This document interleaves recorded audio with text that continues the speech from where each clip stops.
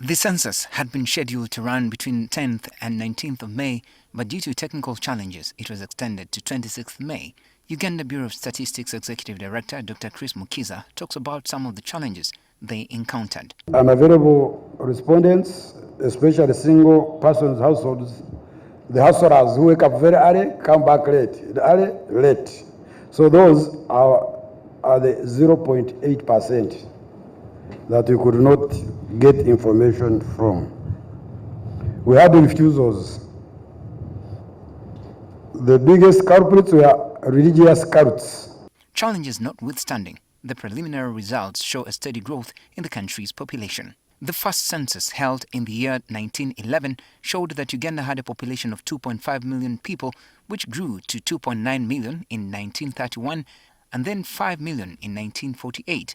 11 years later, the numbers had increased by 1.5 million and later 9.5 million in the first post-independent census held in 1969. In 1980, during the turbulent era of the country, the population went to 12.6 million, then to 16.7 million in 1991 and 24.2 million in 2002. Today, the population has now grown to 45.9 million, up from 34.6 million people in 2014.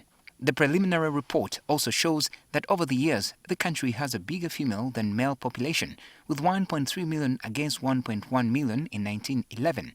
Those numbers grew to 1.5 million against 1.3 million males in 1921 and to 1.8 million against 1.7 million in 1931.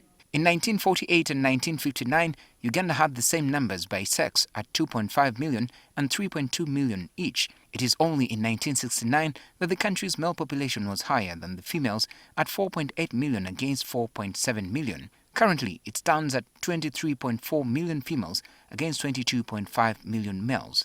The report has shown that 50% of Uganda's population are children between 0 and 17 years, 22.7% are youth between 18 to 30 years. The working population, considered to be between 14 and 64 years, is at 55.6%, while older persons of 60 plus years make up 5.0% of the country's population. In terms of population distribution, Buganda had the highest figure with 11.1 million, followed by Busoga with 4.4 million. Others are West Nile at 3.9 million, Ankoli at 3.6 million, Toro 3.4 million, Lango 2.6 million, Teso 2.5 million, and Karamoja with 1.5 million recorded. Ubo says that among those enumerated are more than 780,000 refugees. Mukiza said they covered 11 million households, an increase from 7.2 million households covered in 2014. The UN resident coordinator Susan Namondo noted that the census goes beyond counting people. As I said, the census really is the foundation that would help us know how best to invest. It is now no secret that the country's population continues growing by the day, and to confirm this, the preliminary results of the National Population and Housing Census that have been released today indicate that the population has grown by actually over 11 million people. We'll now wait to see how government and other stakeholders will use this data to improve the well-being of the citizens. I'm Benjamin Jumbe, NTV.